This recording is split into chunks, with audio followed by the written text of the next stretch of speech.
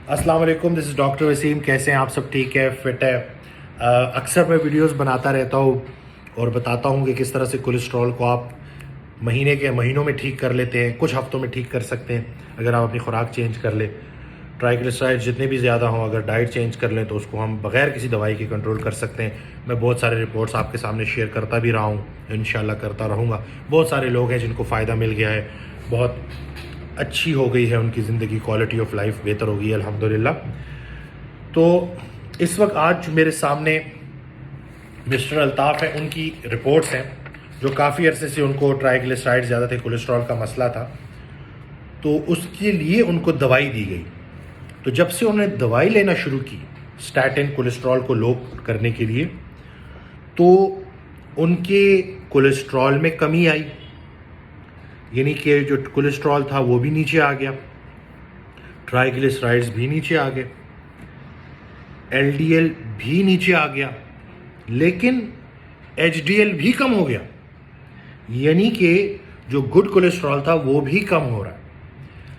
इसके बरक्स जब हम डाइट पे डालते हैं तो आप देखेंगे कि ट्राइग्लिसराइड्स भी कम हो जाते हैं और एचडीएल भी बढ़ जाता है। एलडीएल कम होते हैं, उतने ही रहते हैं, वो डिपेंड करता है कि बॉडी किस तरह से, बॉडी अपने आप को बेहतर समझती है, लेकिन उनके ट्राइग्लिसराइड्स और एचडीएल का जो रेशो है वो बहुत इम्प्रूव हो जाता है अगर हम डाइट से फॉलो करें। डाइट से जो है रिजल्ट्स लेना चाहें तो 4 हफ्ते अगर हम लो कार्ब डाइट फॉलो करेंगे तो उसमें आपका एचडीएल बढ़ेगा और ट्राइग्लिसराइड कम होगा। इस वक्त दवाई ने क्या किया है कि ट्राइग्लिसराइड्स तो कम किए हैं, लेकिन साथ एचडीएल भी कम किया है। उससे ज़्यादा ख़तरनाक काम क्या हुआ है कि ये जिन साहब का मैं जिक्र कर रहा हूँ, ये बहुत अच्छी तरह से जो भी इनको डाइट बताई गई है, जो कि डाइट ठीक नहीं है, लेकिन जो इनको बताई गई, इन्होंने अपनी तरफ से डाइट के ऊपर भी कंट्रोल रखा है और वॉक भी की है। उसके बावजूद उनकी जो HbA1c है, अगर हम उनका पुराना देखें तो वो 6 था, और अब करंट जो है 15/4/2020 का जो रिजल्ट्स आए हैं, ये 15/4 की रिपोर्ट है, वो 6.5, यानी कि स्टैटिन कोलेस्ट्रॉल लोअरिंग ड्रग लेने की वजह से ट्राइग्लिसराइड्स तो नीचे आ रहे हैं, एचडीएल भी नीचे आ रहा है, सारी चीज़ें नीचे आ रही हैं, लेकिन HbA1c बढ़ रहा है। तो स्टैटिन जो दवाई है ये आपको शुगर करा देती है। डॉक्टर नादिर अली है जिनको मैं फॉलो करता हूँ, वो ये कहते हैं कि अगर आप स्टैटिन लेते हो तो स्टैटिन क्या करती है कि वो इंसुलिन के रिसेप्टर की जो है बनने को और प्रोसेसिंग दोनों को ख़राब कर देती है, जिसकी वजह से शुगर के चांसेस बढ़ जाते हैं और आपको शुगर हो जाती है।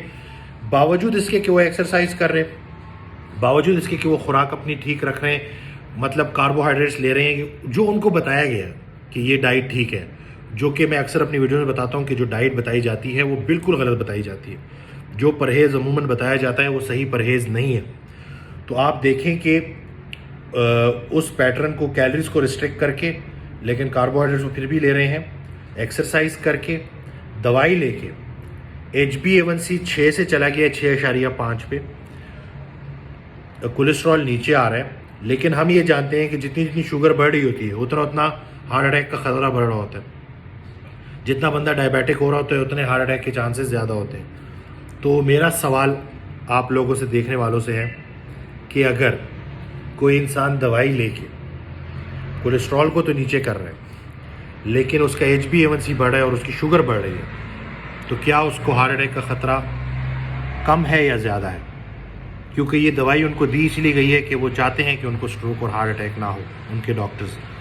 तो बाकी हम, ये एक लंबी बहस है, ये सिलसिला चलता रहेगा, लेकिन मेरी आंखों के सामने एक चीज़ आई और ये पेशेंट ने खुद बताया कि देखें कि मैं तो अपनी तरफ से पाबंदी कर रहा हूँ, लेकिन ये मेरी शुगर ऊपर क्यों जा रही है। तो फिर मैंने उनको बताया कि ये जो आप दवाई ले रहे हैं स्टैटिन, इसकी वजह से आपकी शुगर ऊपर जा रही है और यही बीमार दवाई है जो कि आपको शुगर का पेशेंट बना रही है। ये मेरी कोई ख़ुद से बनाई हुई बात नहीं है, एक सबूत के साथ रिपोर्ट्स भी आपके सामने शेयर कर दूंगा मैं, वो आपको नज़र आ रही होंगी।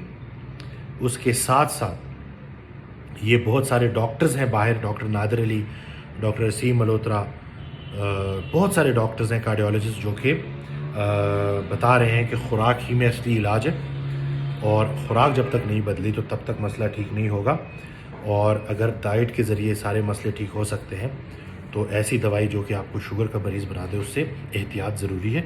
बाकी बड़े लोग हैं जो एक्सपर्ट्स हैं डॉक्टर्स, वो इसके बारे में ज़्यादा से ज़्यादा डिस्कस करें, डिबेट करें, बात करें, इसके बारे में जानें। क्योंकि हर डॉक्टर ये चाहता है कि उसका मरीज़ फिट हो, उसकी क्वालिटी ऑफ लाइफ बेहतर हो और वो ज़्यादा उसके हार्ट अटैक और स्ट्रोक के चांसेस कम से कम हो और वो ज़्यादा अच्छी तरह से सो रहा हो और वो ओवरऑल जो उसकी हेल्थ है ना वो बेहतर से बेहतर हो। तो आई होप कि इस वीडियो से आप सब लोगों को जो मेरा मैसेज है वो मिल गया होगा। मुझे अपनी दुआ में याद रखिएगा, अपना बहुत ख्याल रखिएगा। अल्लाह हाफ़िज़।